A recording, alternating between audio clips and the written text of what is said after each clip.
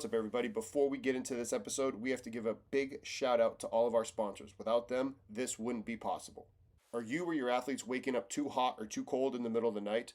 Or are you looking for a sleep tracker option that doesn't involve wearing a ring or a wrist or a watch, something on your body? Then you need to look no further than the company SleepMe. SleepMe makes chili pads, which keep your bed cold or warm depending on what you want. And they also have a tracker that will go underneath that pad so it will be able to tell how well you slept. When I did a little study on myself with the Aura Ring and with the SleepMe tracker, they were within 97% of each other, and it was actually pretty astonishing how similar the two were. I love my chili pad. It makes me sleep great. I sleep cold. I actually wake up cold now. I haven't woke up warm. And pretty much ever since I've had it, I don't like sleeping on the road because I don't have the ability to use my chili pad. Bunch of former colleagues back at Towson got it. My stepmother got it. Check it out in the link down below. Hawkin Dynamics is the best option if you're trying to get any force plate data or if you're trying to collect any isometric mid-thigh pulls. Not only can you do isometric mid-thigh pulls for the lower body, but I call it an isometric mid-thigh pull for your upper body, where you're able to do an isometric push-up into something where your back is pushing into a bar and your hands are on the force plate. I utilized Hawkin's force plates and Hawkin's software when I was at Towson. Still utilize it now when I'm at Goldfinch. If you're using the other competitors, I don't know what you're doing. Hawkin's customer service is second to none. Hawkin's software and their hardware, again, second to none. Check them out in the link down below. Are you expanding and need more equipment inside your current room? Or are you building a new weight room and you need to get some equipment? You need to look no further than Powerlift. I had Powerlift equipment when I was at Harvard, Iowa, and at the University of Maryland. I'm currently utilizing their stuff right now. I'm telling you, Powerlift strong, Powerlift made here in America, here in the great state of Iowa, made, manufactured. You have the ability for customization, whether it's on the bench, whether it's on the upholstery, whether it's on the bumpers, across the rack. There are countless options, making sure it's designed to your specific brand. It's Powerlift made, it's Powerlift strong, it's not cheap like all the other competitors, and the people inside of Powerlift are people that you want to be with. Check them out in the link down below. If you're looking to train your athletes in person or remote, you need to make sure that you're utilizing TeamBuildr. I have had TeamBuildr since 2019 and still utilize it with my remote athletes. This makes everything simple, from the ability to program, have videos right there, wellness questionnaires. Loved being able to have it in person at the rack at Towson, and being able to have it in person now at Goldfinch. This has made my life easier as a coach. If you're still printing on paper, I don't know what you're doing. If you have a different software company, again, I don't know what you're doing. Check out TeamBuildr down in the link below. What's up, everybody? Welcome back to another episode of the Cheeky Midweeky, where we are making strength and conditioning not boring anymore. And today we have Glenn Revel on the show. Glenn and I got connected because of Kosta Telegatis, who was on the show before. Glenn, thank you for coming on, man. I really appreciate you taking time out of your day to talk with me. Yeah, just an honor to be here, man. Thank you. So, kind of, you and I have been chatting in email, and we've been talking off air. You have a wealth of experience, and we've crossed paths without even knowing it between Eric and, just a lot of different things. What got you into the field of strength and conditioning? Because we're going to talk about it more for everybody else listening, but you're doing stuff with the Alamo Bowl, Wounded Warrior, United Way. To me, you're an awesome person. The fact that you're doing that stuff, but you're also working in high school strength and conditioning. You were talking about Ron McKeefrey beforehand. Dude, you're kind of a legend based off of what I was just talking about. Seriously, you should be proud of yourself, man. I'm super impressed. Well, I appreciate that very much. I will. A lot of what I've accomplished is because of amazing people around me. For me, yeah, I think most coaches, athlete growing up. What sports did you play? So football primarily, Texas guy from Austin. Went to Hardin-Simmons University in Abilene, little D3 private school there. And I was and then a brief time in the Arena Football League after that. Hey, yeah, but I was very much the type of cat that outworked his talent level, right? So as the strength coach was the guy that I gravitated towards, just because it was effort was something that bought me credibility with him. And then I was I was a D3 guy, so talented, take that with a grain of salt, right? Same, bro. I'm a D3 player myself, so I feel like you're speaking to my soul right now, brother. Cool, yeah. But man, I really appreciated the time and the effort that all of my sport coaches put into me, but especially my strength and conditioning coach. And yeah, it kind of turned into like something that I wanted to pay that experience that I had forward to other young people, athletes, whatever, right? Like if they were willing to put in the time and the effort to maximize their capability, then I wanted to be there to help them do that. So that was kind of the origin of me once I retired from the Arena Football League, transitioning back into coaching, into strength and conditioning. Did you think you knew, like, was there ever anything in your path that made you think like, I might be a strength coach one day, or I might be a coach one day?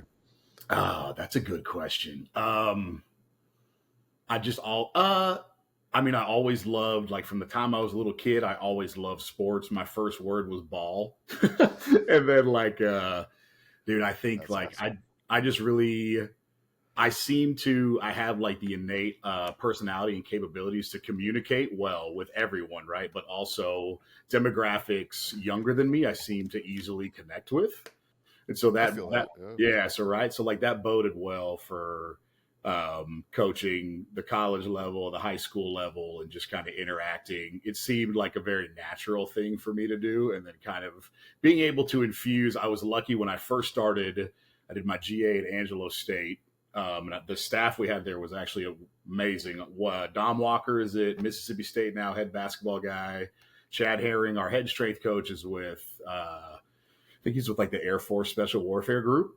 And then it was Yeah. me and a guy named Clay Bewley who's doing great at the high school level. And I'm really grateful to Chad because he let me express my personality right through my coaching. So while everything was the standard is the standard, the work needs to get done, I was Yep. very much able to kind of inject, right, a little bit of humor, a little bit of personality, because you know, right, like if you're putting athletes like through the grind, dude, like they need a little bit of that mental reprieve even as they're going through a hard training session. So I was Yep. really grateful for him to kind of let me do that. So yeah, to your point, I think things in my life and my natural skill set just kind of like navigated me down that path. Yeah, so like I said, we've been looking, head strength and conditioning coach at a university, at school districts, high school, looking at based off of your experiences, what are the commonalities between high school and the college setting, and what would you say is a key difference? Yeah, And it is commonality and I know it's a loaded question, right? So take your time, like for unpack it over sure. time. Like I know you're not going to be like, oh, hey, these are the three simple things. These are the other three. Like everybody here, all your answers are solved. No, I understand it's going to take some time, but like let's dive into that rabbit hole together. Yeah, absolutely. Commonalities is I guess like the tiers of your team, like the athletes you work with, right? Like there's the high performing, high bought in individuals. And then there's that man, what's like there's the continuum, right? Like the more talented you are, like the more as an athlete, if I'm super talented, opportunities are afforded to me more than a less talented athlete, right? Like whether that's equal or not, you know what I'm saying? Yeah, yeah, yeah. It's like one of my friends, he calls it like if you're a slap but you can ball, they're gonna make more exceptions for you than like if you're a slap and you can't. You know what I mean? It's like Um, you remember that TV show? I think it was called. It wasn't Ballers. It was the one that Playmakers. I oh think it came yes, right. yes. That The running show was back that was amazing. like he just Yeah, broke all the rules, but they kept allowing him to play because he was really good. exactly. And that's one thing I love about like this podcast is I like that the guests that you have on here can speak about like the truths of the industry and like in a truthful way and like the things right that when we're in the industry we understand like how those things kind of work. And even though we preach dedication, commitment, hard work, doing the right thing, like there very much is that spectrum where you fall. So right, so you have those kids, you have like the middle 50, like I'm bought in, if someone tells me what to do I'll do it, and then the bottom half that are just like dragging their feet. It's a pain in the ass to get them to do what they're supposed to do. Yeah. Those three tiers of people exist at both levels. It's just when you get to the college level, there's much more fully bought in, fully committed than there are the I need to be led, and then there are the people that you're like dragging to do what they're supposed to do. At the high school level, right, it's probably majority of kids are in the middle or at the very bottom, and then your top tier performers are still your top tier performers. So that's like the similarities that I saw as far as the makeup of the team. They are like a super different. There's been this trend of high schools hiring college coaches to come down to the high school level just Yeah. because college training conditioning is prevalent, right? And that's where you get your experience. Yep. And I would say the two are almost like completely separate industries just because of the amount of kids you're working with. When you're in college, right? Like my worst kid is a redshirt freshman, my worst developmental kid. And when I went to the high school level, my best kid was a year removed from my worst kid that I was used to working with, right? Like, so I was like, dang, the best kid I have now is a year underdeveloped from the worst kid I used to work with at the high school level. So that was like a huge transition for me coming from the college world, right? Where like our exercise library could be vast. Generally, the athletes were educated on training or were willing to learn about it. And I could have a huge exercise library. I could rotate the exercises regularly. And when I got to high school, I very much had to throw all of that out the window. And it was like, okay, we're going to do super basic things that we know are effective for any and all populations repeatedly for a while. And it's kind of like the phrase I used to say was like, it's a same shit, different shirt. So you're doing the same shit, you're just wearing a different shirt because it's a different day. And that's kind of like, I don't know if you've ever heard that before, but that was like something that resonated with me.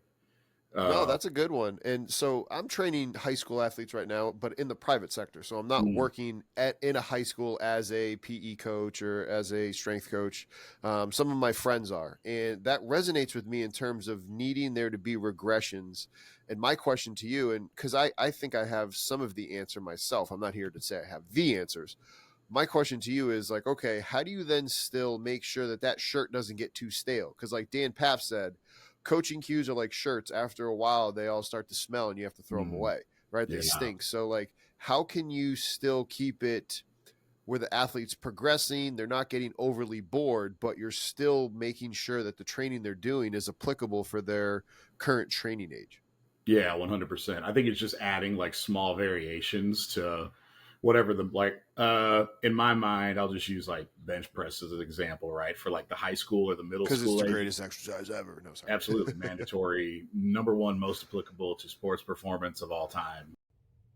You need CEUs to remain certified. At Strength Coach Network, both of our long form education courses, Fundamentals 1 and Fundamentals 2, both have 2.0 CEUs to the NSCA in Category C. When you complete the learning and you complete the learning check, you will earn your 2.0 CEUs. That is 33% of the CEUs you need in a 3-year reporting period. Click the link down below to learn more about both courses. If you're looking to train your athletes in person or remote, you need to make sure that you're utilizing TeamBuildr.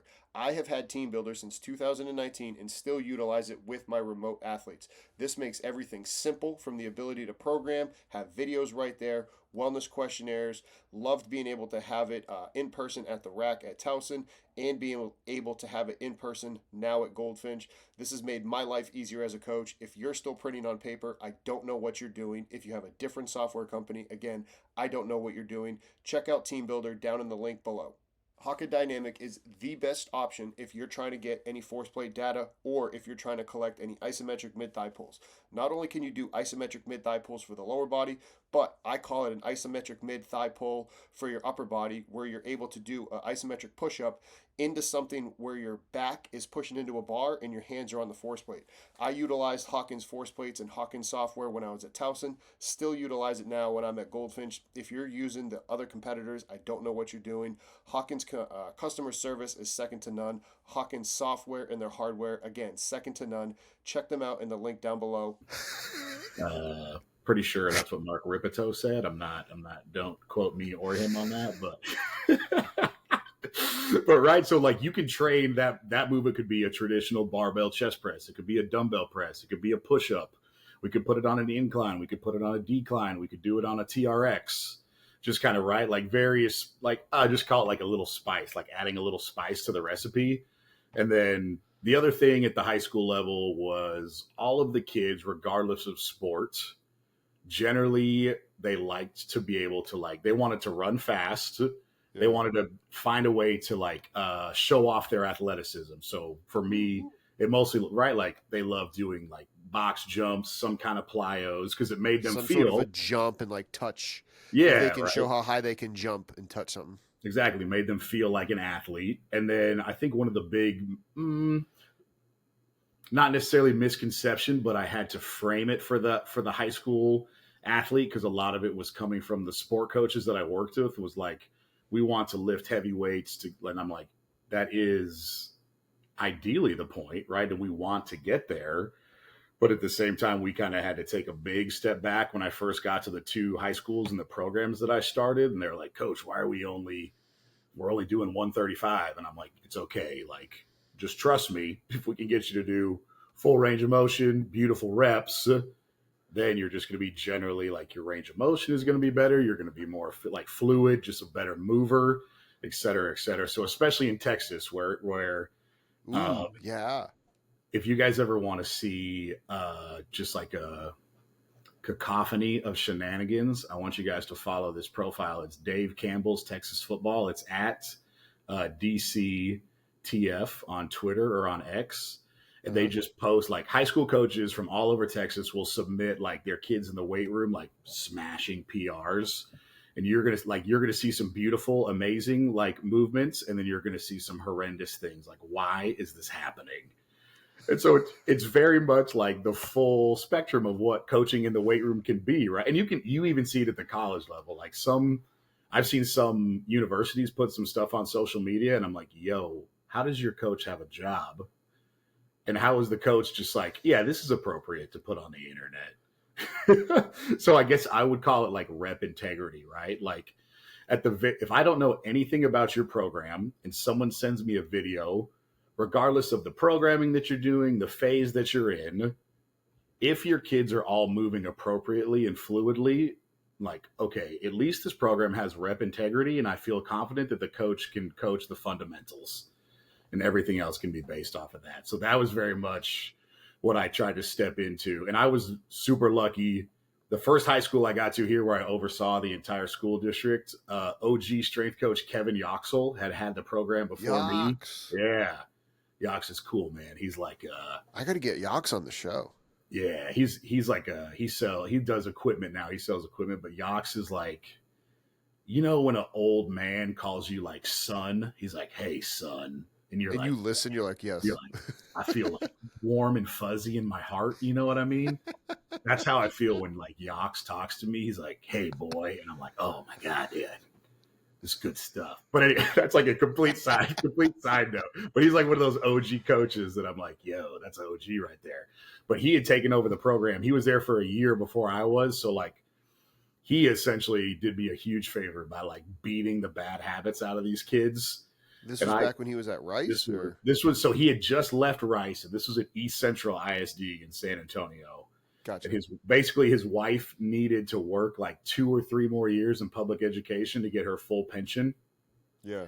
And Coach Yox was like an OG special ed certified teacher back in the 1980s.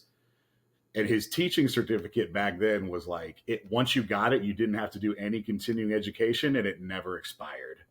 So he got, yeah, right. So he got to step into this role as strength and conditioning coordinator for the entire school district. So we oversaw, our high school had 3,500 kids in it. We had 2 middle schools that fed that high school. Yeah. So our high school had 3 weight rooms on campus, and then the 2 feeder middle schools each had 1 to 2. And when I say weight room, like spacious, but not extravagant by any means. Our main weight room had 20 racks in it, and it was the old shop building, so it was just like a tin metal building, no air Oh, it conditioning. probably got so hot in the summer and yes, so dude. cold in the winter. And Yox would just like, when I got and Yox like didn't let him listen to music. He would keep the garage doors closed.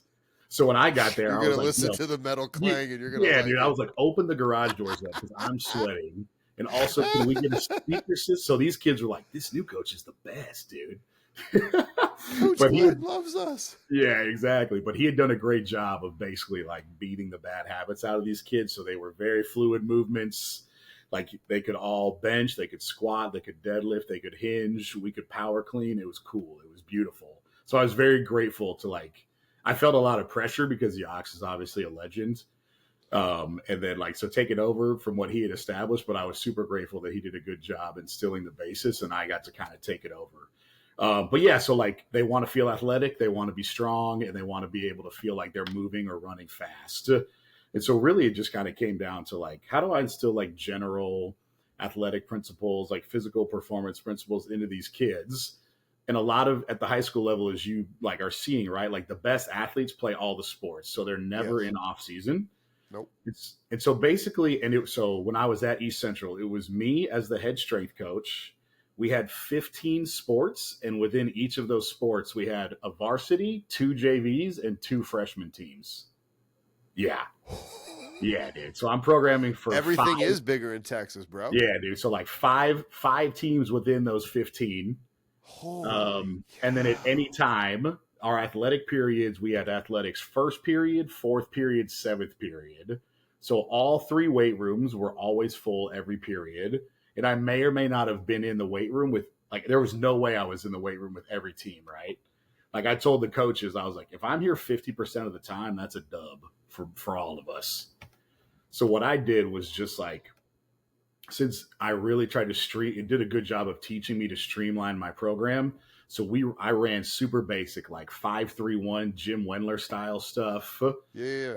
And that was always even with the Olympic lifts, like even with the power cleans, I just went ahead and ran it like that. And eventually as we got experienced, I kind of did a little more traditional like based off a Prilipin's chart, all that kind of stuff. But 90% of the team's training were the same because any kid could go to any sport and know generally what was going on. And then I would just to kind of appease the coaches, I use this phrase head coach prerogative, HCP. Like at the end, like the coach wants to see what he or she wants to see, like whether or not it's really applicable to what they do. You know what I mean? Like the sport specific stuff that all these coaches have in their mind. And so essentially I would take my softball, my baseball, my volleyball, and I would consider those like my throwing sports, right? And so they would get extra shoulder work, extra mobility for the thoracic spine, like that kind of stuff. And then that was enough to appease the coaches, but also be true to like the physiology of the exercise science that I know was valid. That's for smart, that, right? You should be proud of that. That's smart. And then like the soccers, the basketballs, they would get a little more like hip, knee, ankle, introducing like the TKE. If you introduce that to like a high school coach, like their mind will explode. They're like, you are good. We will never have a knee injury again. Thank you so much, coach. The best thing ever. Do you remember, this was probably, dude, like 2018. It was that Chicago Bears tight end that like blew his whole leg out. I think his name was like Zach Miller. And it was just like a really bad hyperextension and he like broke his femur. Yes. And and it was carnage, right? And so this was very much me like trying to get the kids to buy into the TKE because they would just kind of slap around with it. And I was like, you guys see what happened to Zach Miller? If he had done TKEs, that would not have happened. And they were like, oh. So I definitely gaslit a little bit, you know? But yeah, right? So I very much took the sports and the things that made them unique. I would put those like that 10% of like the spice that you're talking about. I would put that into the program to appease the kids, to appease the coaches, but I felt comfortable that everybody was getting good, super basic strength and conditioning. We're not doing too much. The middle school coaches that I'd work with and that I would consult with, right? I was like, stop getting on YouTube and watching JJ Watt videos. We're not doing that. We're not doing that with any of our kids, but especially not 7th graders. You know what I mean? Like, they're like, oh, I saw this. I was like, this is not applicable to anyone that we have on campus at all. So a lot of it was educating the coaches. And then that way, so this, you might find this interesting. When we would run summer strength and conditioning, right? Monday through Thursday, 6 to 8 a.m. I essentially treated it like a college summer strength and conditioning program. So the sport coaches, they all spent a week with me as my quote unquote interns. Yeah. So I would they were on the floor, they were coaching the drills on the court or on the field, and they were seeing the program. And so that was basically my way of educating them and letting them see how I did things and how I ran the overarching program. So when they got back with their team and I wasn't around, the terminology was the same. They were used to the exercises. They knew what they looked like. I made a giant Google Doc and I just called it our exercise encyclopedia.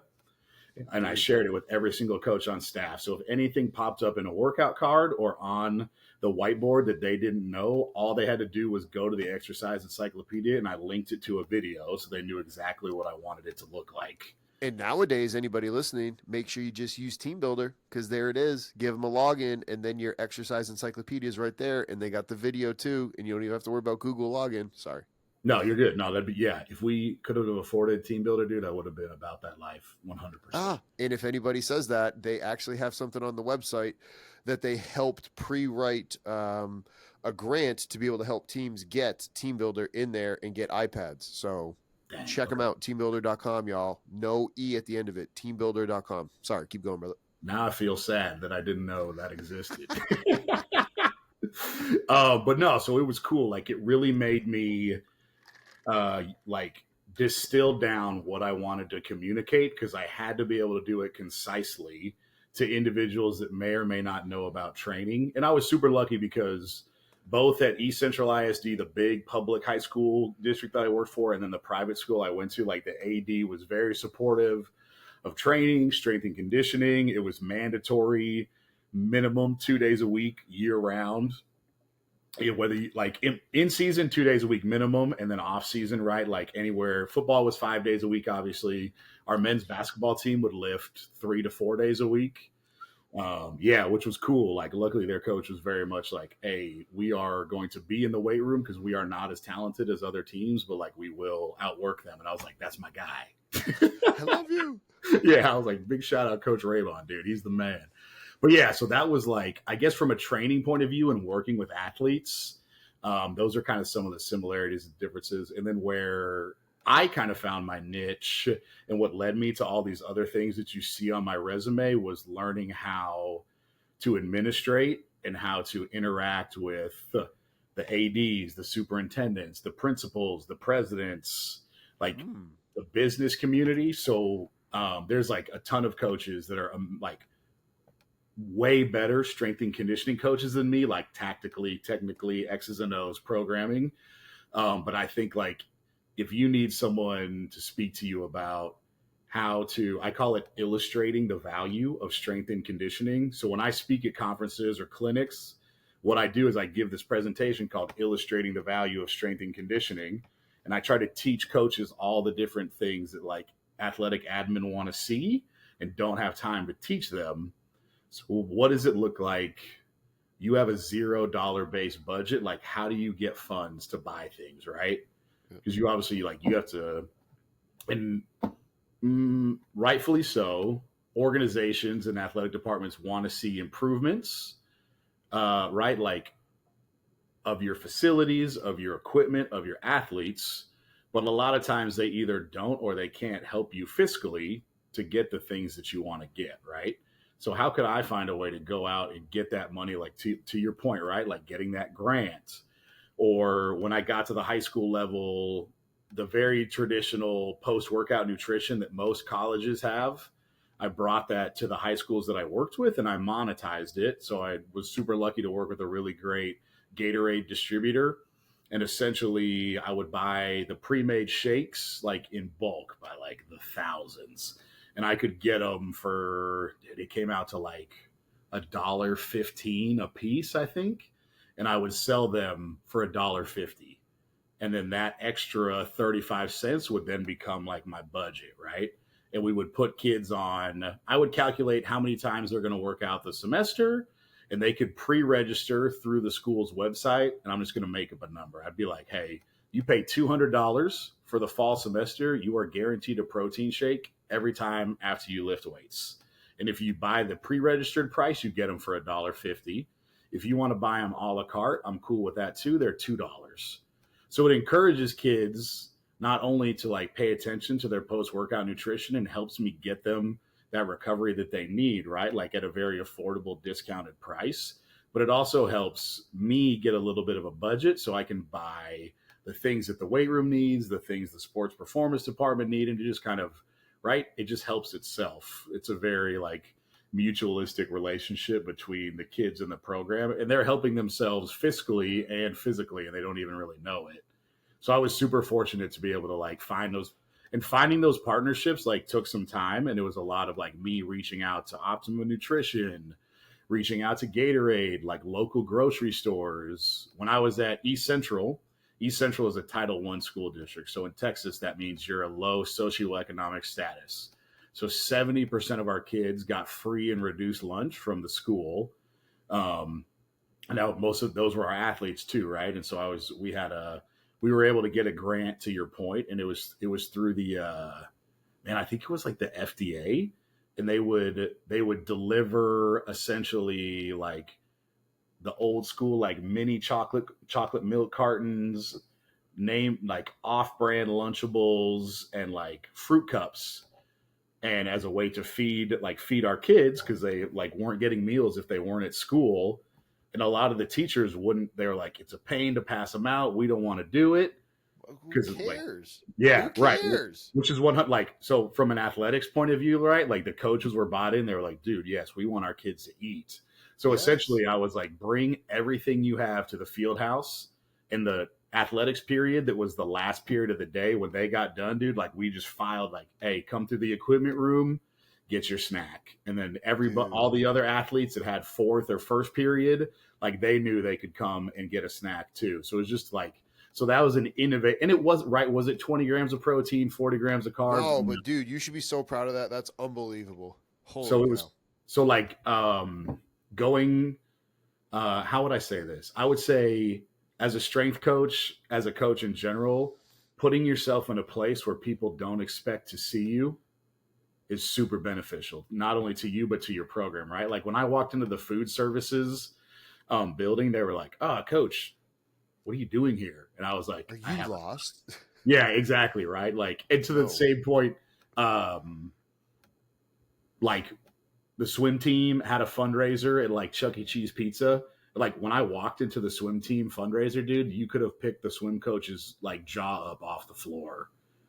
Cause she was like, I see you twice a week. My kids are super unathletic and probably a pain, but here you are like supporting us at our fundraiser. And I was like, yeah, I mean, the more I can be around and kids can see me outside of the weight room, the more that buy-in is going to occur, right? So my kind of rule. Listen to that again, folks. Anybody listening, hear what he just said. Yeah. So like my rule of thumb was, at minimum, I tried to get to one game per sport per season of every team. And like, right, with five teams per sport per season, like that's right. But like, at least one is better than nothing. And it just gives me that, right. It gives me that like acumen, that credit with the kids, where they're like, Coach Rev is on our ass in the weight room, but at least he's like in the stands or cares enough to show up like at 5 p.m. on a Tuesday, when no one's kids are like, no kids' friends are in the stands. It's just their parents. And then there's like my big ass, like standing off to the side, not inconspicuous at all. You know what I mean? So very much like personally, professionally, for your program, for your career, put yourself in rooms where people would not expect to see you. And then what I found was that personally, and even as coaches in general, we do have like the knowledge and the skills and abilities that translate to the business world, to the administrative side, whether it's in the world of athletics or not. One of the most crucial things I did down here in San Antonio was I joined a group called Leadership San Antonio, and it's through the Chamber of Commerce. And it's a year-long leadership development program. They take 60 individuals from corporate, nonprofit, military, medical, right? You apply. It's like a pretty intense application process. You take 1 day a month and you spend the year with this cohort, and you learn all about the city. And what I learned was like, I have the same habits as these people. We operate the same way. They just happen to be in the C-suite or VPs or entrepreneurs or running companies. They do what I do, just in a different setting. And so that gave me a lot of confidence, especially as I transitioned from college to high school, right? Like educators are generally looked down upon. Like people think they're not high performers. So it was a big like confidence boost for me because at first I was like, man, I do not know if I belong here. Like, and then as I got to know everybody and see how they operated and what their daily lives looked like, I was like, our lives are the same. I just work with 6th through 12th graders and they work with adults, but we have the same issues. We have the same organizational challenges. So that was cool because people were very much like not expecting a strength and conditioning coordinator from a public school to be in a business, like in a business development program. But that's also what's lent me to kind of developing this, like, how do I speak the language of value and how do I, here's the thing, or here's kind of what I've identified, right? Like at college level, at the high school level, the administration, like your athletic director, they're business people, right? And sport is just a business that they happen to be in. And they may or may not be able to talk training, talk tactics. But if I can walk into a staff meeting and I can speak intelligently and just use the verbiage that they use, like our KPIs are this, our year over year return is this, here's what our income was, like then they start to understand, like, oh, this guy knows what he's talking about, and he's speaking. Oh, Coach Rev is smart. Yeah, exactly. Especially being a strength and conditioning coach, or like this knuckle dragger, like This knuckle dragger who is just down in the weight room yelling at kids, like yeah, like and me, right? Like man bun, full sleeve tattoo, like they're like, oh, okay, sure, just another guy. Yeah, he doesn't know anything, bro. That's half the reason why I got my PhD. Full Yeah. disclosure. So like, or I feel yes, I think I don't see it as much anymore, but a lot, like, you know how strength coaches will like flex how many books they read a month, or like I read 375 books. Yeah, like more than one book a day because I'm the smartest human being ever. And it's like, and I feel how like many of those books are you actually applying, bro? That's a good point. Yeah, that's a very good point. And I feel like the reason why they publish it, or you know, like put it on their social media, like like, hey, I think it's a subconscious way that strength coaches are like, I am more than you think I am. Like you know what I mean? Like I know how I read, I'm intellectual, kind of battling that stereotype. So I guess like that's how I feel about it. Like, and when people see me and like they're like, very much I am that stereotype. And then as we have conversations about business, life, whatever, they're like, oh, you're actually like a pretty diverse. I judged you, but now like you're actually pretty smart. Exactly. Yeah. So that's been a big thing for me, is like taking that approach to it and just teaching coaches how to use business words right. And how when they go talk to their admin to use terms their admin are familiar with.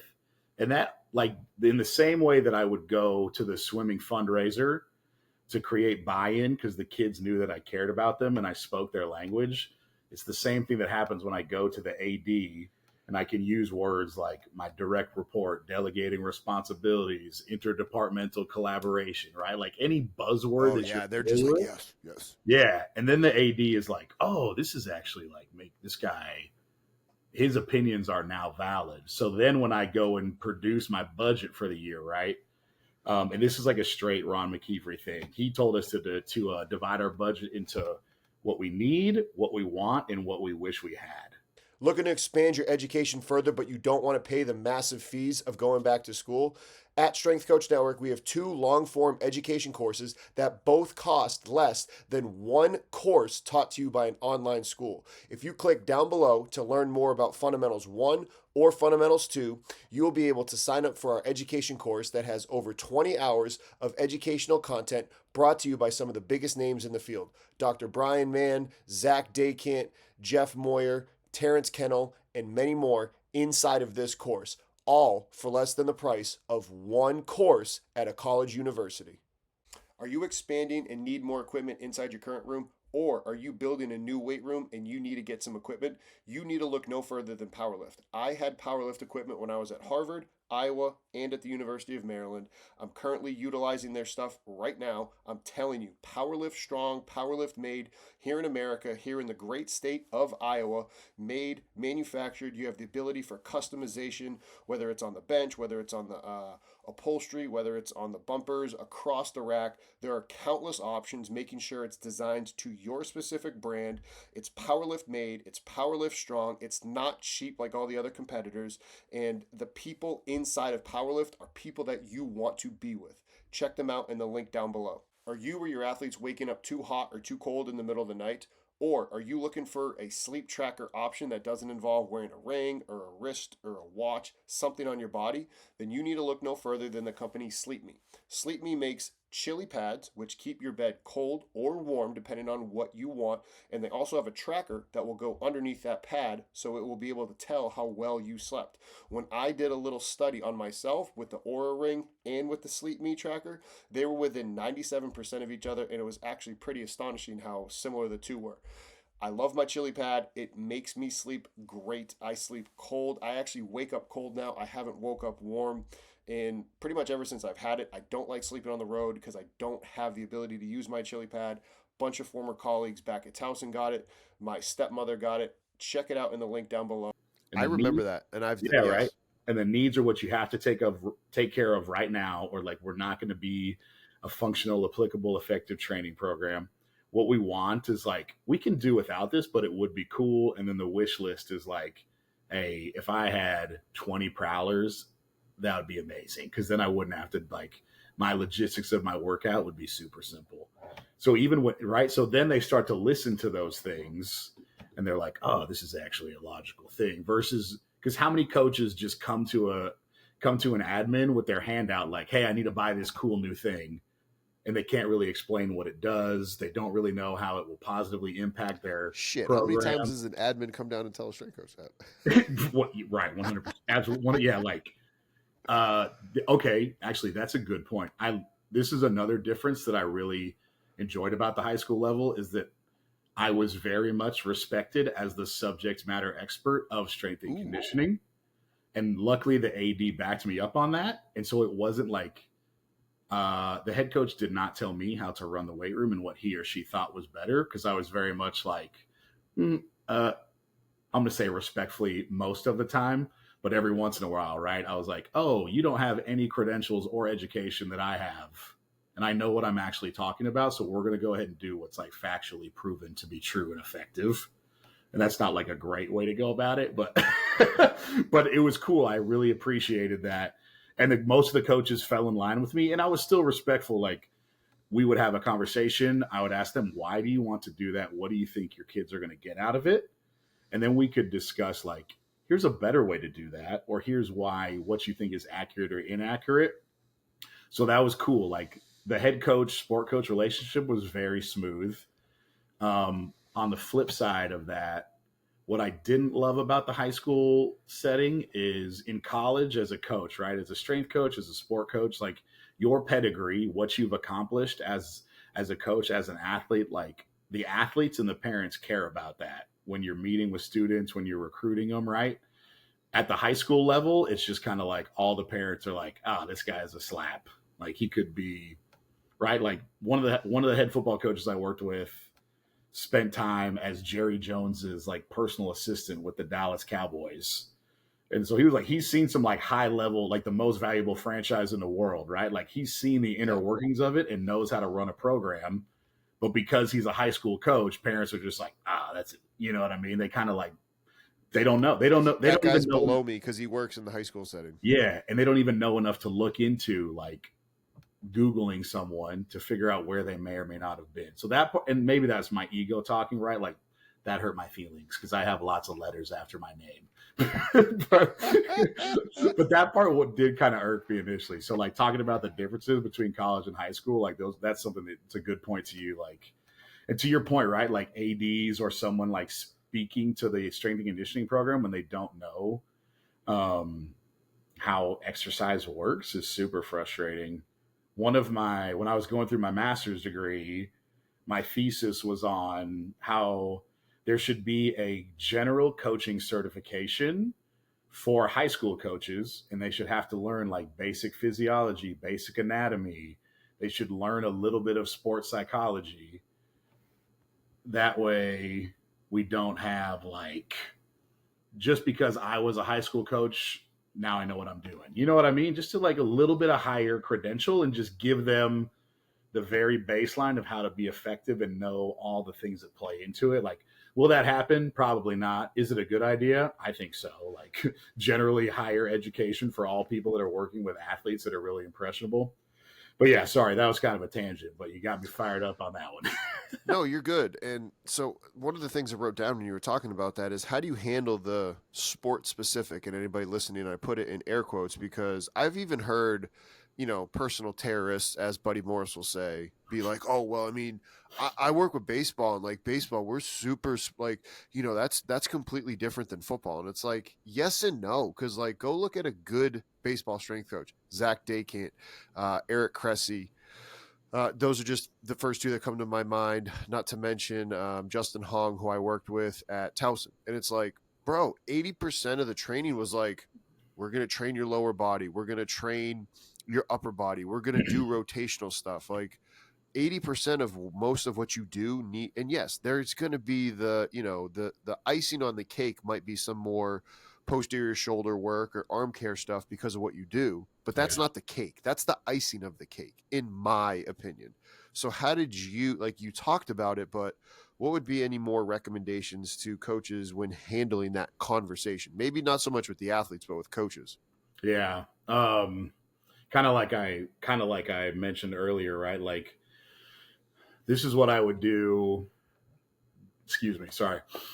At the beginning of every school year or the preseason of that team, I would sit down with the coach, at least the head coach, and if the assistant coaches wanted to come too, and I would ask them, what are 3 things you did well on the field, on the court, whatever? And what are 3 things that you think, like, what are 3 things in the weight room that you think directly correlates to those 3 things you did well on the field? And so what does that let me do? It lets me it lets me into their train of thought. And if they think, I'm just going to make up an example, right? Like, they think that landmine exercises really translate to bat speed, right? Yeah, right. Like whether it's true or not, that's what they think. So now at least I have an idea of how they're correlating things.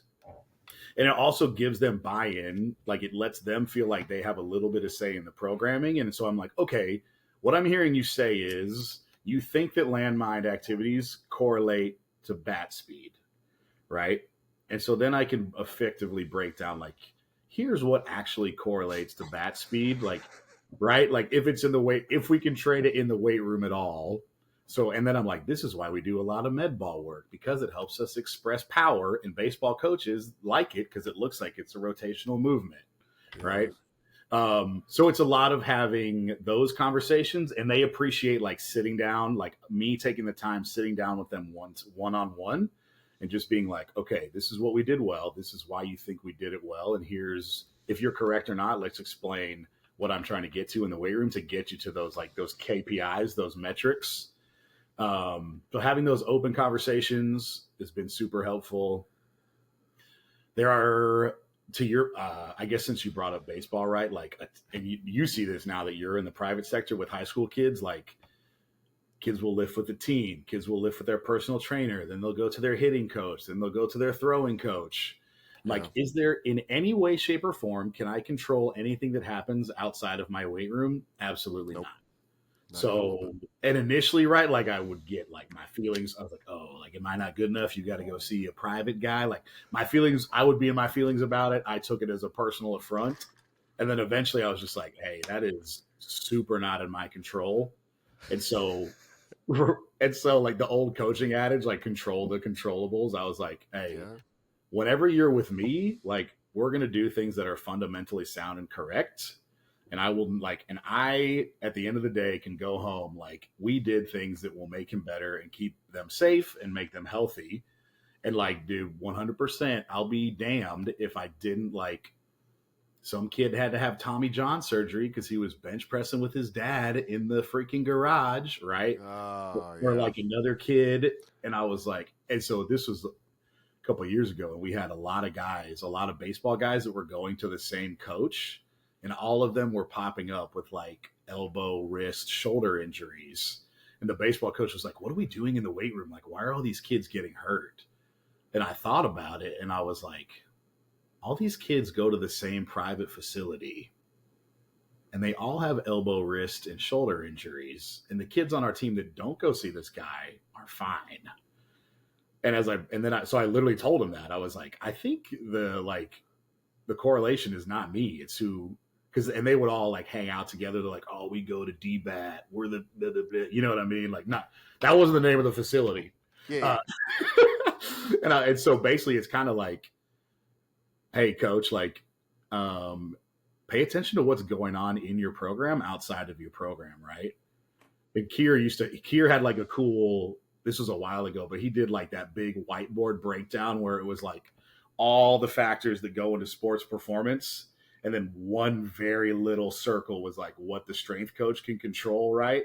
And then all the other things are like what the sport coach can control, what they can't control.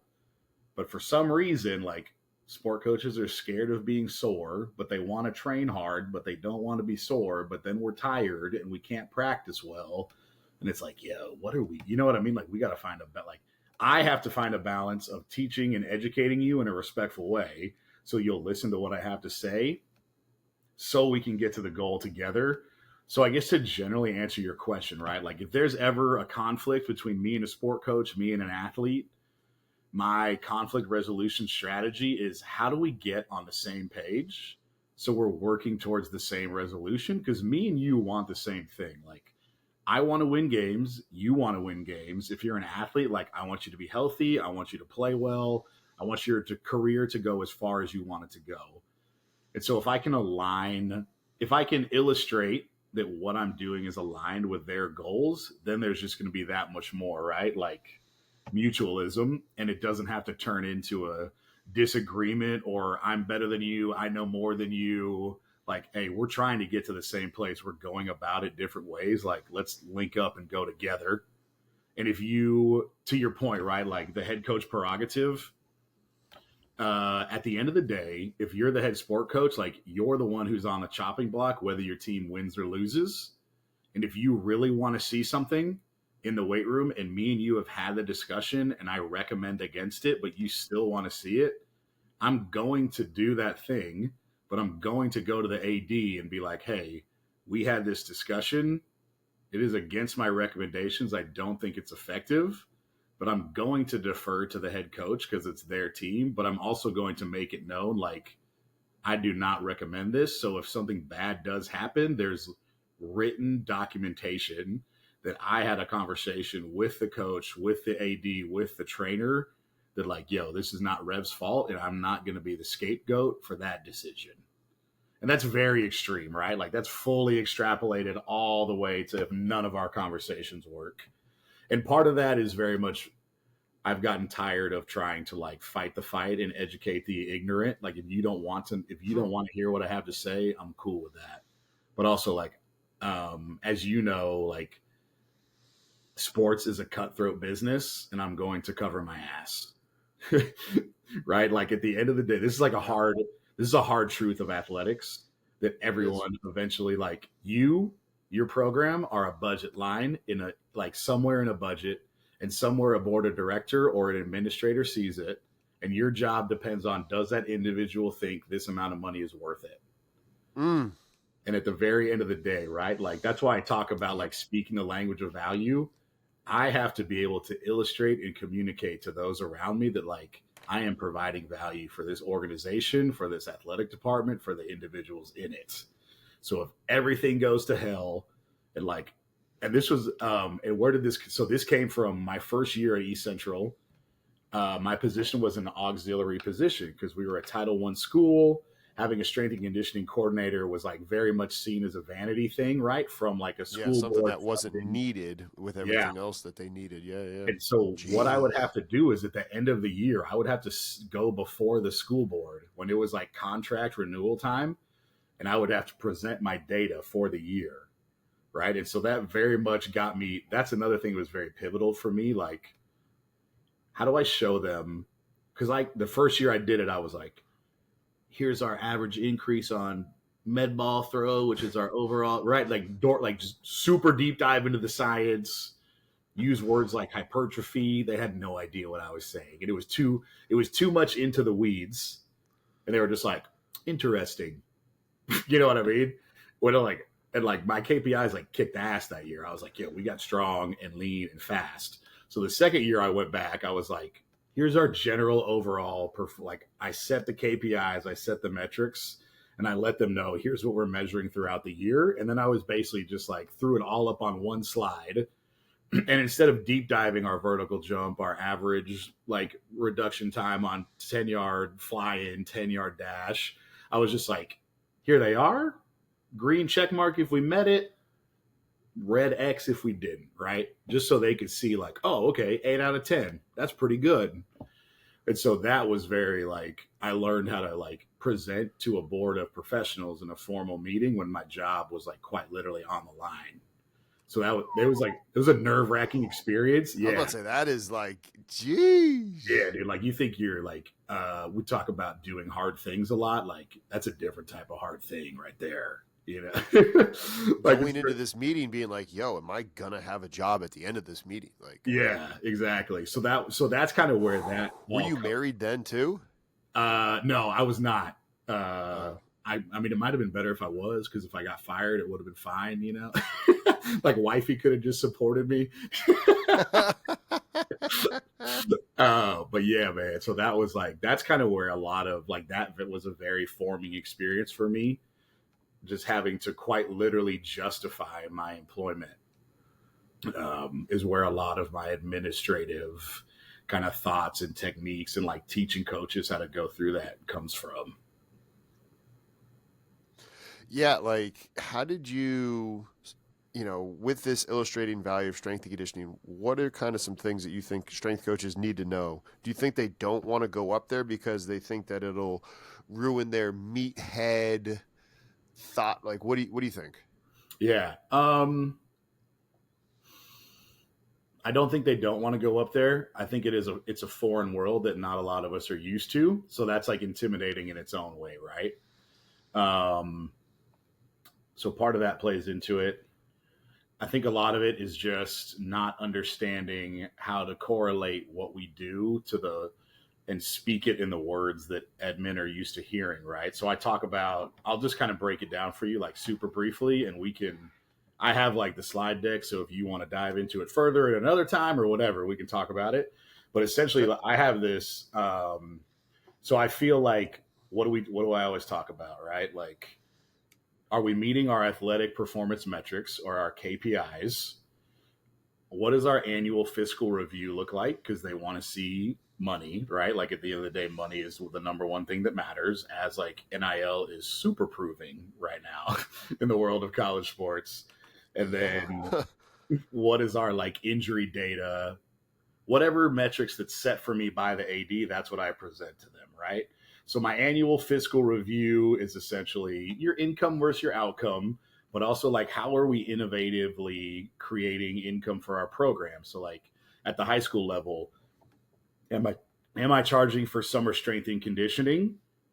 Yes, because what we do is of value, right? And as you know, like people don't value free, and money follows. No. Right? Yep. Yeah, exactly. And especially at the public school level, there's this mindset of like, it's always been free. It should be free. We're here for the kids. Side note, number one way public educators get gaslit is by someone telling them do it for the kids. Right. And Cool. strength coaches have the same exact thing. Oh, if you cared, you would. It's like, really? Yeah. You never say that to a lawyer or to a cook. Yeah, dude. Like, also value my time. Pay me what I'm worth. Do it for your employees. Do it for your leaders. Eat last. Cool. Put some more money in my bank account. Oh, you've got a jet? Nice. I drive a Toyota Corolla from 1995. Right. So, like, how are we? And I wanted to pay the coaches that worked for me. Like, I wanted to get paid for my time. And then the high school sport coaches that are working for me, right? Like, I wanted to pay them because their time was valuable. Because it's just like like a respect thing. Because you are a professional, right? Can we rent our facilities out? Can we make money that way? Are we hosting clinics? Are we charging a rental fee to host clinics? Because in any space that you go to in the professional world, like space is not free. You charge a rental fee, or a usage fee. And it doesn't have to be a lot, but it needs to be something. what kind of fundraising are we doing? Like the post-workout nutrition. I would sell merch. Like like at the high school level, like every sport does like a little merch sale, and 10% of the profits come back to the program. Same thing. I would make a strength and conditioning t-shirt, and you could buy it, and 10% of the profits would come back to the budget, so I could buy you nicer things. Special events. One innovative thing that we used to do was, have you ever heard of Camp Gladiator? It's like an outdoor fitness. So Camp Gladiator, think of it as like, it's like a boot camp style fitness thing that you can just do like in a park. Like the people bring their own dumbbells and the trainers run them through the workout. So they have this thing called They have this thing called the Gladiator Games. It's kind of like mini CrossFit games, and they usually use football fields. And I was like, "Yo, I will rent out our football field to Camp Gladiator, and they can like do burpees on it and silly shit all day. And I will very much like sit in the press box for a couple $100 an hour. You know what I mean? Like innovative ways to make money. This is like I'll share the story with you off the air, and then you can put it back in when we get done. And if you like it, you can put it back in. Different story regarding income. Right. And then is my budget a $0 budget? Does it reset annually, or do I get to stack it up? Yeah. Right. What does my injury data look like? I work with the athletic trainer to track those numbers. One of the most innovative things I did was I found out how much does it cost the institution to pay for an ACL tear, right? Like out of their pocket, what does the school have to pay? I'm going to make up a number. Let's say the school paid 20 grand to fix a kid's ACL.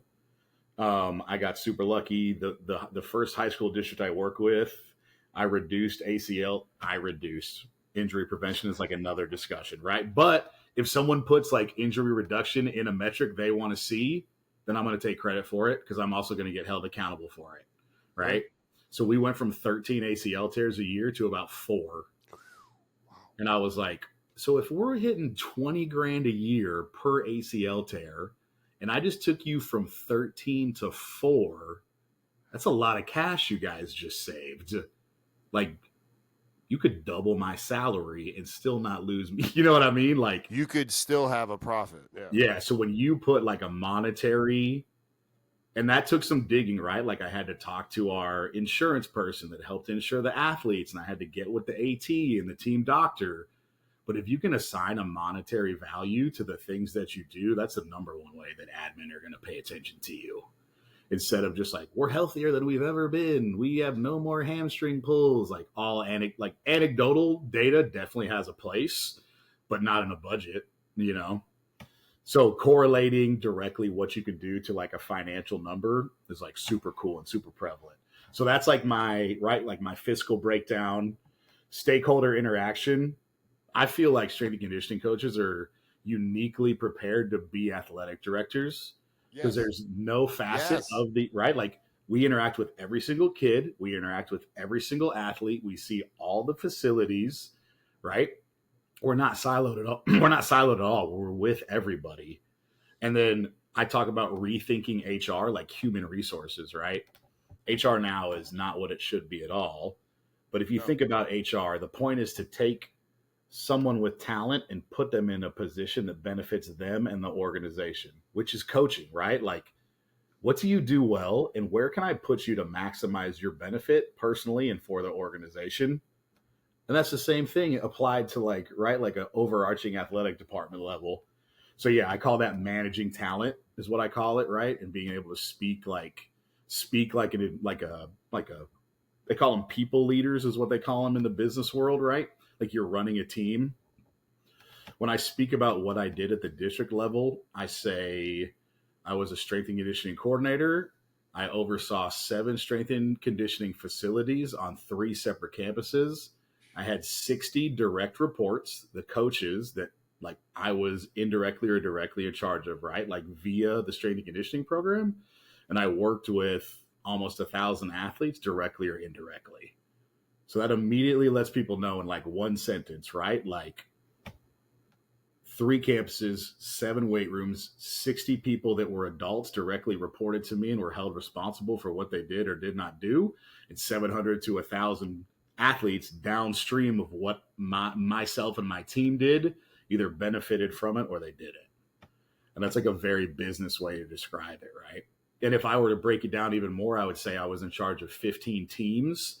And then that would be like the organ, like, right? Like the little organizations within the departments within the organization. If you put it in a big business org chart, is what they say. I talk about branding, marketing, and advertising like very briefly. And like big schools, right? Like they have all the resources in the world, cool videos. If you're a D2, if you're a D3, if you're a high school, maybe if you're like a FCS, like Want to level up your education for free? Go ahead and click the link down below, whether you're an aspiring, established, or head strength and conditioning coach, and we're going to send you a free email course that will help you take your career to the next level, regardless of where you're currently at in your career. Again, click the link down below for this free education course.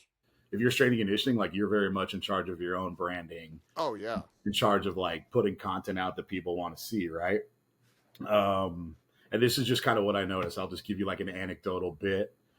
When I would post things about our kids or kids in the weight room, those would get 5 to 10 times more interaction than of me just posting a picture of like our facility, or big shout out to Gatorade, or Dasher is the official sponsor of our laser timing system, right? And then innovative collaboration, right? At the high school level, I would get kids that were in film class, and I was like, hey, do you want to make like a minute promo video for us? And I'd like let them in the weight room, and they would film stuff, and it was their senior project, right? And I would get like cool 1 minute, 30-second videos to put on the internet, and the school could share it out. And so it was me. Now Coach Rev is not only in the weight room, but like he's also in the schoolhouse. Yeah. And a lot of times there's not a lot of carryover between stereotypically like the football team and the film department. Like those are different kids, right? Like, but it's also, so then I can go to the principal and be like, yo, I am like instilling collaboration and like bonding between two types of people that would not normally interact with each other. Because every like savage. You know, right? Like as soon as a camera shows up in the weight room, dude, like athletes are like, oh, they're fucking. Ooh, I gotta lift harder and better. Yeah, or they act like assholes and they're like pretend like they're in a fucking rap video. And I'm like, okay, guy, just you know what? This is also, if anybody wants to go in on this with me, you too, Justin, what I'm gonna do is I'm just gonna get like a group of cats. We're just gonna buy either college polo shirts or NFL polo shirts that are plain white with the little logo on the chest, and just walk into weight rooms and just act like we're, you know what I mean? Like, because as soon as like a scout or a college coach walks into a weight room, dude, like 15% increase on effort at all times. So if you're a high school or a college coach and you want 10% increase from your kids on any given day, hit me or Justin up, and we will show up in a polo shirt of the organization of your choice with a clipboard, and productivity will skyrocket. And that's what I call wrong. That's what I call entrepreneurship right there. He ain't wrong. So for me, one of the high schools I worked at was a very heavy Latino population. Like 85% of our kids were like Latino, Hispanic. And so I branded the school was known as the Brotherhood. It was an all boys Catholic school. Yeah. So they called themselves the Brotherhood. And then what I did was I made our slogan for the weight room. I said, the Brotherhood is fuerte. And fuerte is like the Spanish word for strong or fierce. Yeah. So all of our shirts that said like Central Catholic Strength and Conditioning, there was always the word fuerte on it somewhere. Because it meant what I wanted it to mean, right? Like I wanted you to be fierce. I wanted you to be strong. I wanted you to be resilient. But it was also in Spanish, which was like a language they related to, you know?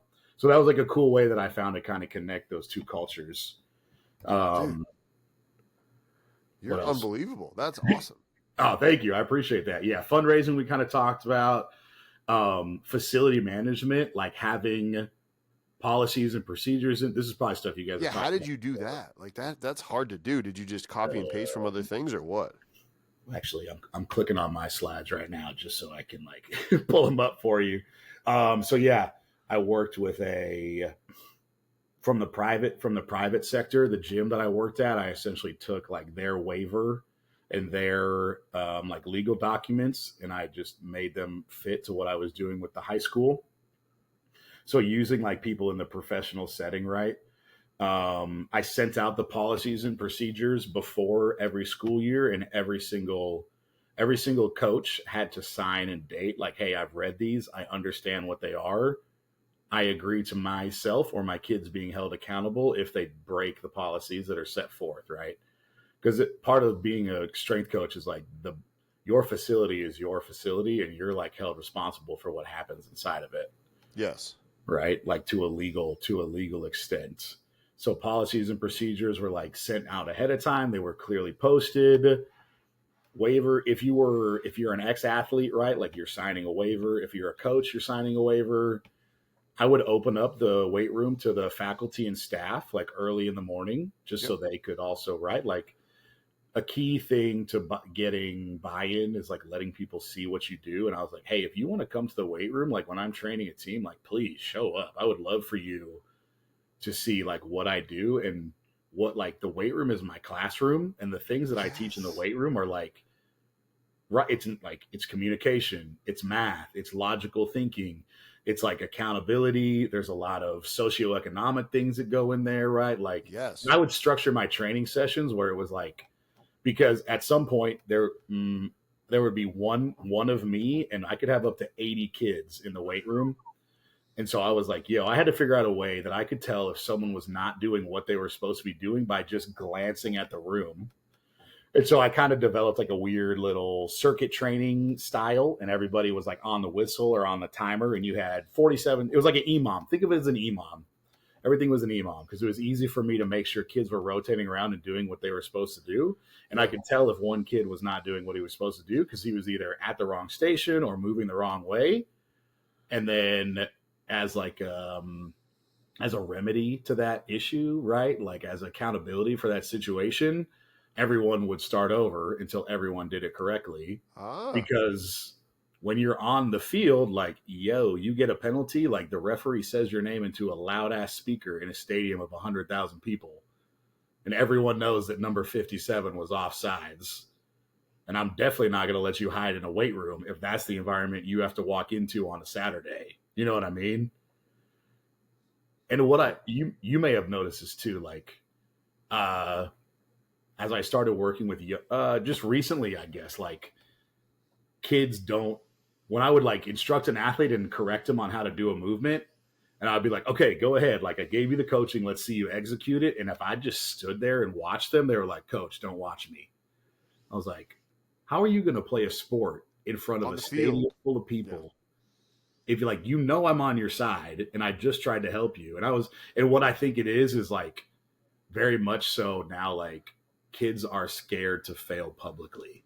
Ooh. Which is completely valid, right? But like, true. That's why people are scared of public speaking. Yeah, and like all of us, is very much a thing all of us have to go through. But it's like, we have to get over that, and the weight room is a safe place to do it, right? Like, that's just something that I noticed. It was kind of interesting to me. Budgeting, we talked about. Fundraising, we talked about a little bit.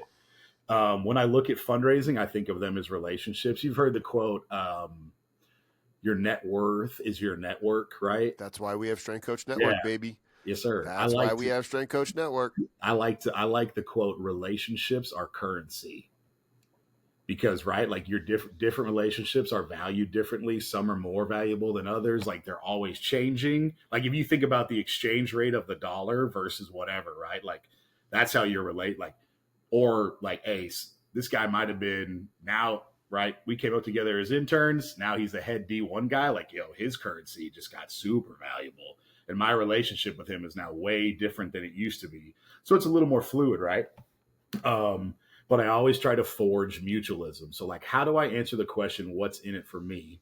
What's in it for us? Like, when Glenn and Justin get together and I approach Justin like, hey, man, I need a sponsorship so I can buy new barbells for my weight room. Like, what does Justin get out of it? Like, do I put, like, you're wearing a powerlift hat, right? Like, do I put a powerlift banner in my weight room? And like, now my weight room is officially like outfitted by powerlift bars. You're seeing it a ton in college, right? Like, the stadium has a name. The field has a name.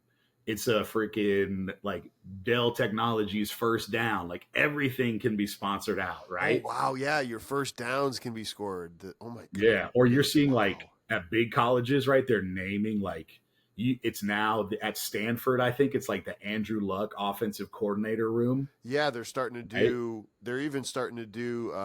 If you have a position like the Yeah. certain coach, You're like like your the Deuce Staley running back coach. Like Deuce Staley was the man back in Deuce the day. Staley was awesome. Right? I'm the freaking dude. Like I'm the Trent Williams OU offensive line. Like who would not want to go to that room? That's sick, dude. So the same thing, like you can do that like just because you're at a high school or at a college, like you can like we're an Under Armour school. We wear Under Armour gear. Cool, dude. Like I'm a play school. Like my flooring is play, and I get 10% off, and like I plaster play banners everywhere. Like you can monetize your space and get discounts out of it, and like if you have an active social media following, like there's no reason why like hey, every 2 weeks, like I'm putting out a post about you can micro influence your program in an authentic way, right? Like we don't want to go down the super like No. we don't not to like shit on the Cavender twins, but like we don't want to turn into the Cavender twins of like strength and conditioning. I don't even know if you know who those I two don't even know girls who are. those people are. They were like so they're two twins. They're like two of the first like female athletes to ever get NIL deals, and they're twin sisters. Oh, the two girls that played basketball, right? Yeah, they started at Fresno, and then I think they went to Miami, and then like ended up like not having to play college sports anymore because they just had so many like deals. Huh. Yeah, I mean, good for them for sure, dude. Like I'm cool with that. Hey, get your money, But yeah, so like, am I connecting with the alumni? Am I connecting with the booster club? How can like I help community members? How can they help me? Like you said, like a grant, tax deductible donation. And then how am I like, I call it fertilizing the relationship, like helping it grow, like social media shout outs. Am I sending you a handwritten thank you card? I want to bring you in so you can see a training session like, hey man, here's where your money went. Like this is the cool shit kids are doing with your stuff that you gave us, right? And it doesn't just have to be money. Like you can give me an in-kind donation. We can make a trade. We can barter. I can give you like authentic advertising. Yeah, I would do a lot of that kind of stuff. I would use the teams. I wanted to buy Vertec jump mats for the athletes, right? Yeah. And I was like, every single team is going to use this Vertec because I'm going to use it for readiness, like see how ready we are, get your vertical jump numbers. So like, why should I have to buy it if every sports team is going to use it? Why don't each of you give me $100 and I can buy 3 of them instead of me spending $1,000 of my own money and we only get 1 of them?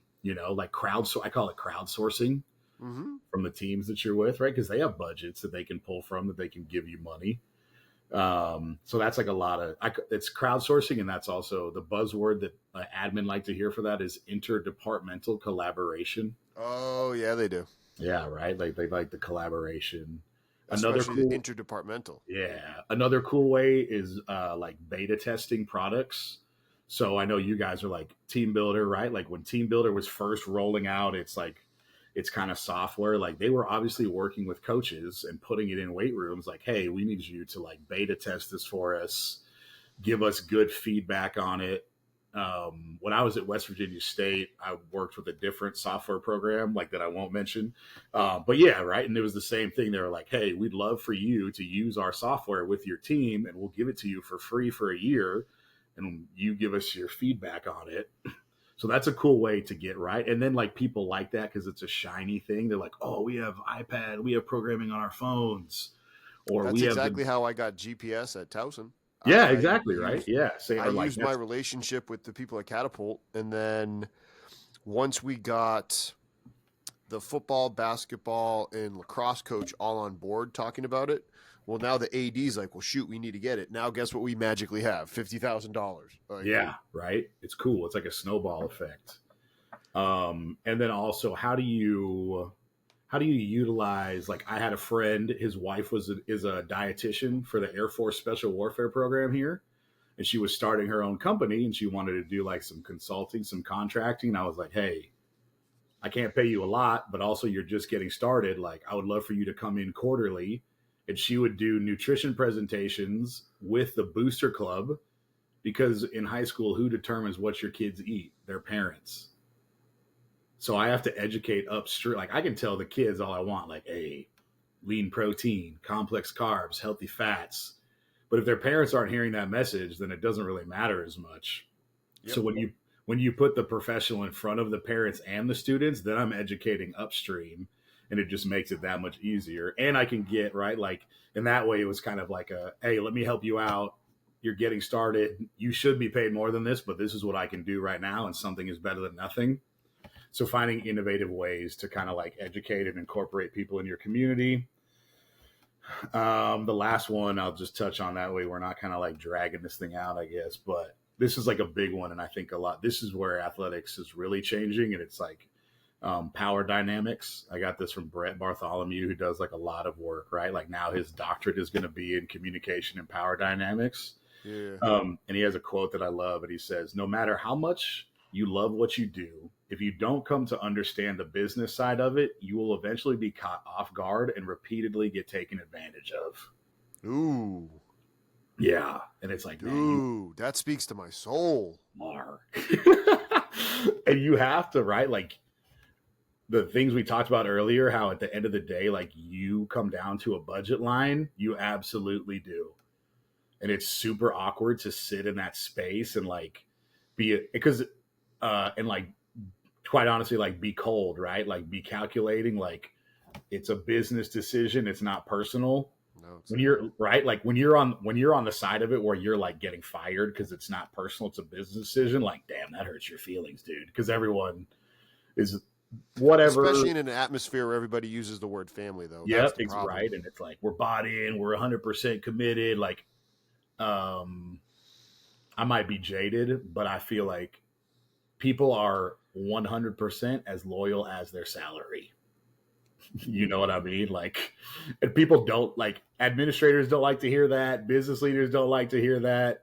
And now we really see it, right? Like now that kids are being afforded the same opportunities as coaches, like, hey, if you want me, dude, give me the bag and I will play for you. Like, I've got a homie that was he's at SMU right now, and they lost 3 out of their 5 starters on the offensive line just because it was like, hey, bro, they gave me $70,000. It is what it is. You know what I mean? Like it's a rough way to go when it's just when all you hear is like family, we're committed, you're bought in, give 110%, right? Like all the cliches and the stereotypes. And this is like kind of an extreme example, but like if your administration, if your boss is not authentic, like those are very much just terms they use to keep you under their thumb. Yes, right. bro. So like, how do I? And this is not all places. This is poorly run athletic departments or poorly run businesses. Like, how do I get the most out of this person by paying them the least? Right. Yep. And you're right, though. You have to be able to like. And a lot of times athletes experience this at college, right? Like you're hurt, you probably should redshirt, but like we need you for like the last 3 games of like we may or may not win conference. We'll probably go to like the fucking Frosted Flakes Bowl, but like you just threw away a year of your career because coach was like, we need you on punt team. Coach guilted you into it. Yeah, right. And so. And I've seen it happen with athletes. I've seen it happen too. Yeah. Actually, it turned into a really bad situation, I think, but I've seen it too. And you like what we have to realize as coaches is like we are not different than that. Right? Like there's loyalty is super fleeting. Especially in the college world, like, hey, if your boy is gone, you're gone. You know? Like when I first got to the high school I worked at, after dude, it was like I got hired in June, took them through summer training, took them through football season. Our AD got fired in January. And I'm coming from the college world. So I'm like, yo, everyone's fired, dude. Like I'm job hunting, I'm interviewing because I'm like, if the AD is gone, for sure, every single coach is gone. And the head football coach is like, are you interviewing for jobs? And I was like, yeah, are you not? Like the AD just got fired. No one is safe. And he's like, at the high school realm, it's different. Like it doesn't quite work. Like it's not quite as extreme, but you still see it, right? Like if the head coach goes, he's going to bring his boys. If you're not one of his people, right? That's what happened for me at Towson. Yeah. So it's a hard thing that we as coaches have to sit in the middle, right? Because we do preach that same like loyalty effort to the athletes that we work with. And then we hear it from like our coworkers and from our admin. But like at the end of the day, dude, this is like a super hard fact of life is like people will take care of themselves first, and it's paychecks over people at the end of the day. And that's not like a right, like, and that feels bad to say, and like it's not a space that we really operate in, because like we care about other people and we're willing to dedicate like our time and our life to like making other people better. But then like when it comes down to a business decision, right, like you have to be ready to like do uncomfortable hard things to like keep your livelihood. And you guys understand this, like that's why Strength Coach Network is around. And when I was with McKeefrey, like he said, he was very upfront. He was like, hey, as soon as you are in the profession of strength and conditioning, like you have to be ready to be out, because you will most likely not determine when you leave the profession, right. So he was Ron was always like multiple streams of income, however it looks for you, whether it's real estate, whether it's creating an online coaching business. And I think a lot now, like, especially people like you, me, Kier, Kosta are very much that entrepreneur kind of mindset. Yeah. And the like, just because it is very much that way, it's like this not a stable career. A lot of people aren't retiring out of it. It's funny. I got CEO Strength Coach right here. I got to finish. I got to actually read it. So when I interned for Ron in 2015, we got to pre-read the copy before he sent it to the publisher. I think he published it like the next year. So it was cool to be able to see, like, it was really cool of him to like let a bunch of like slap interns read his life's work, But yeah, so that's kind of the juxtaposition of like coaching is like you are very much 100% bought in where you are, like doing the best you can for the people and the organization that you work with. But you also have to be very aware that like at any time it could go away. And that's kind of a thing that I speak about. Go ahead. Oh yeah, sorry. No, it was just kind of like now that I'm a little bit separate from the industry, right? Like people can speak truth to the like hard truth about and to the industry if they're not directly affected by it anymore. Correct. And so I feel like that's I like that Strength Coach Network does that, like says the honest, like hard things about what the profession is, because that's part of taking care of the coaches, the people in the profession, right? Like, just know what you're getting yourself into, and then if you're cool with it, be cool with it. But like, don't.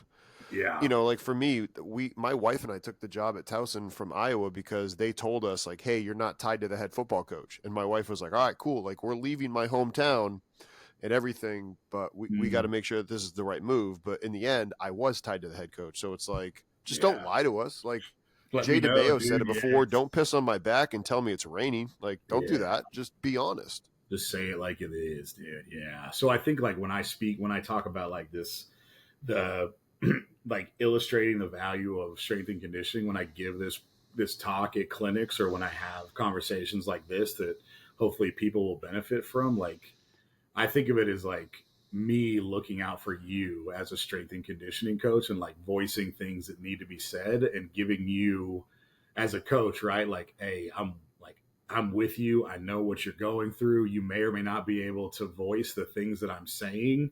Yeah. But like I will 100% speak for people.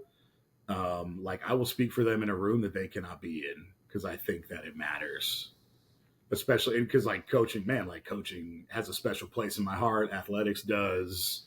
I want to see like good people happen to good things, and the industry can be cutthroat, but there's also really good people in the industry. And it's unfortunate that there is kind of like negative parts to it, and it's becoming very prevalent with the NIL and all of that stuff right now. But I think it is important to be able to like say the hard things and the hard truths about strength and conditioning and the coaching profession. And like the more that they are spoken about and the more that the concerns are raised, right, like that will eventually begin to instigate change and like a higher quality of life for the people that are in like giving their like blood, sweat, and tears to the industry. So not to like turn this into a TED Talk, but that's just kind of my thought, like my inspiration when I like go through all the things and like kind of think about what's happening.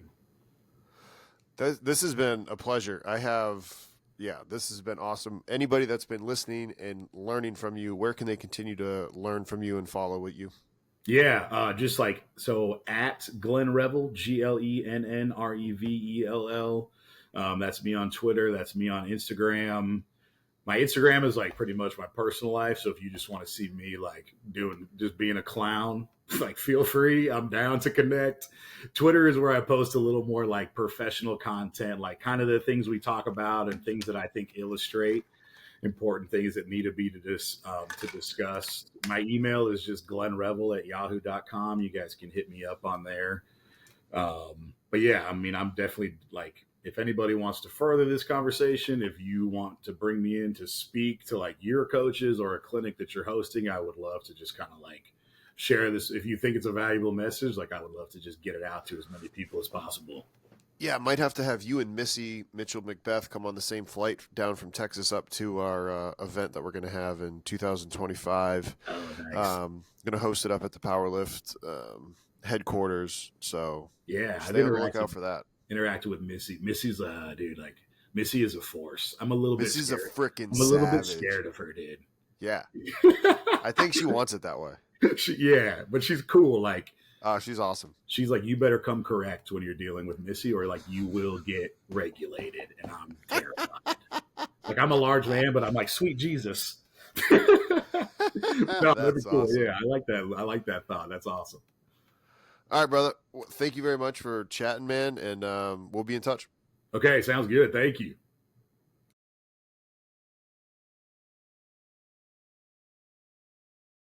Congratulations on making it to the end of the video. Why don't you celebrate by watching more videos just like it?